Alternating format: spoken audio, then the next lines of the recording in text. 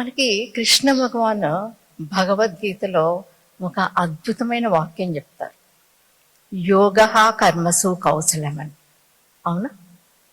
అంటే మనము ప్రతిరోజు యోగాన్ని అభ్యాసం చేస్తూ ఉంటే మనం చేసే పనులలో మనకి నైపుణ్యత వస్తుంది అని.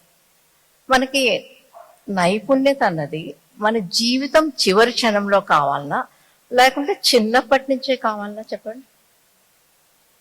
నైపుణ్యత చేసే పనుల్లో ఎవరన్నా కానీ, ఒక బిజినెస్ పర్సన్ కానివ్వండి, ఒక డాక్టర్ కానివ్వండి, ఒక యాక్టర్ కానివ్వండి, ఒక ఐఏఎస్ ఆఫీసర్ కానివ్వండి, ఎవరికి కానీ, ఒక సైంటిస్ట్ కానివ్వండి, ఒక గృహిణి కానివ్వండి, తను చేసే పనుల్లో నైపుణ్యత కావాలన్నా వద్దా, ఫైన్ ట్యూనింగ్ కావాలన్నా వద్దా చెప్పండి.